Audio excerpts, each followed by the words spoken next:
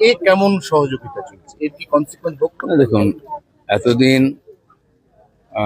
কোর্টের বিরুদ্ধে কাজ করেছেন, কোর্টে কোনো নির্দেশ মানেননি, এখন বাঁচার জন্য কোর্টের কাছে যাচ্ছেন। তো আমরা সবাই জানি কোনো ব্যাপারে সাময়িক কোনো হয়তো কোর্ট একটুখানি দিতে পারে সুবিধা, কিন্তু তার মানে এই নয় যে কোর্টের তদন্তে আপনি বাধা দেবেন, আইনের তদন্তে বাধা দেবেন আর তারপরে কোর্ট আপনাকে বাঁচাবে, এটা হয় না।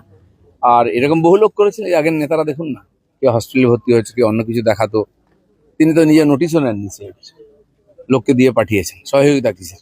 আজকে সিআইডি কে বাড়ির গেট ভেঙে ঢুকতে হচ্ছে বাড়িতে, তো সহযোগিতা নাকি এটা? বাকিটা কোর্টই দেখবে।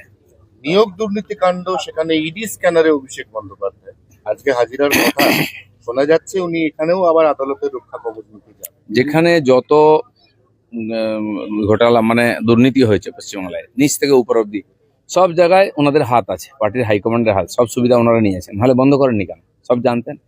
নেতারা দিনের পর দিন জেলে যাচ্ছে, ওনারা চুপ আছে, পার্টি থেকেও বহিষ্কার করেননি।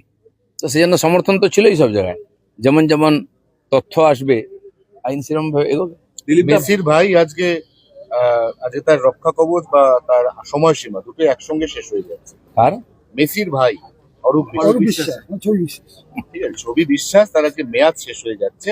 আজকে যদি তিনি না যান, তিনবার তিনি হাজিরা এড়িয়েছেন, তিনি না যান, দেখুন, এক একজন নেতাকে নিয়ে আলোচনা করতে গেলে দিন কেটে যাবে। এরা যা অপরাধ করেছে, যা অপমান করেছে লোককে, আর বাংলা যে বদনাম করেছে, সাধারণ মানুষের দিন মুখ বন্ধ করেছিল, এখন তারা কমপ্লেন করতে আরম্ভ করেছেন, তার তদন্ত হচ্ছে। আর বাকি কিভাবে ডিমের দাম বাড়ছে আপনারা দেখছেন। আর এটা চিন্তার বিষয় আছে, কমপক্ষে মানুষ ক্ষোভটা ডিমের উপর দিয়ে দাঁড়াচ্ছে। যদি ইট পাটকেল নিত, ইটের দাম বেড়ে যেত। এনসিপিআই দলটা 4 বছর আগেই তৈরি হয়ে গেছিল। তার মানে যারা আজকে 22 জন এই দল ছাড়লো, তার মানে তারা আগে থেকে তাদের ব্যাকআপ ঠিক করেই রেখেছিল, তাদের নিয়ে বসবাস করছিলেন মমতা ব্যানার্জি। পশ্চিমবাংলায় যে যা করছিল খালি বাধ্য হয়ে করছে, দুজন ছাড়া।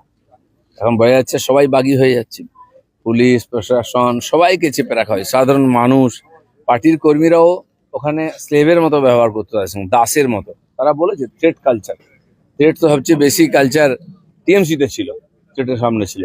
এখন ছিল কি ছিল না জানি না, কিন্তু যারা থ্রেটের সঙ্গে থেকে দুর্নীতি করে তারা তো ছাড়া পাবে না। বাকি তাদের অধিকার আছে, জনগণ তাদের জিতিয়েছে, তারা স্বাধীনভাবে রাজনীতি করুন, পার্টি করুন, সেই অধিকার আমাদের সংবিধান দিয়েছে সবাই। ভারতবর্ষের রাজনীতির ইতিহাসে জাহাঙ্গীর খান হচ্ছেন একমাত্র প্রার্থী যিনি ভোটের পর, ফল ঘোষণার পর প্রতিদিন রোড শো করছেন। তিনি কোমরে দড়ি পরে নিচ্ছেন, হাতটা জোর করে নিচ্ছেন, মাঝে মাঝে কানও ধরছেন। এর মধ্যে তার বিড়ম্বনা আরো বাড়লো, কারণ জেপি নাড্ডার ওই যে কনভয় 2020 সালের ডিসেম্বর মাসের 10 তারিখ, যার আপনি প্রত্যক্ষদর্শী, সেই মামলাতে জাহাঙ্গীর খানের নাম ছিল। তিনি তখন গ্রেপ্তারও হয়েছিলেন একদিনের জন্য, তিনি জামিন পেয়ে গেছিলেন, কেসটা রিওপেন হচ্ছে। এরকম বহু কেস আছে, রিওপেন হবে। কারণ ওই দিন যে ধরনের ভয়ঙ্কর আক্রমণ হয়েছিল, আমিও মাননীয় নাড্ডাজির গাড়িতেই ছিলাম। ওটা যদি বুলেট প্রুফ গাড়ি না হতো তো বাঁচা মুশকিল ছিল আমাদের। 2000 লোক ঘিরে, তার থেকে ইট পাটকেল ডান্ডা দিয়ে মারছে, তার মাঝখানে কতগুলো গাড়ি ভাঙলো। তো এরা আমরা দেখতাম সাধারণ মানুষের যেন আইনের উপর থেকে ভরসায় উঠে গেছিল, পুলিশের উপর থেকে ভরসায় উঠে গেছিল। কমপক্ষে সেটা ফিরিয়ে আনা হোক। দিলীপদা, বৈদ্যনাথ ঘোষ দস্তিদার, কাকলি ঘোষ দস্তিদারের ছেলে, তিনি মমতা ব্যানার্জির দেওয়া বিয়ে বাড়ির উপহারটা পর্যন্ত পাঠিয়ে দিচ্ছেন, এ কি অবস্থা ভাবুন। দেখুন, সেই প্রাইজ রিহার্স গ্যাং হয়েছিল একবার, আমরা দেখেছিলাম, নেওয়ার সময় নিয়ে নেন, আবার নাটক করে ফেরত দেন। তখন নিয়েছিলেন কেন? যদি ওনার প্রতি এত আপনাদের ইয়ে ছিল, ঘৃণা ছিল, নেওয়া উচিত হয়নি। তাদের পদ, তাদের টিকিট, তাদের পয়সা সব নিয়ে মান সম্মান কামিয়েছে। আজকে যারা প্রতিবাদ করছেন, তো সে অধিকার আছে আপনাদের বেরিয়ে আসার করার, কিন্তু এই ধরনের ড্রামা করা কি?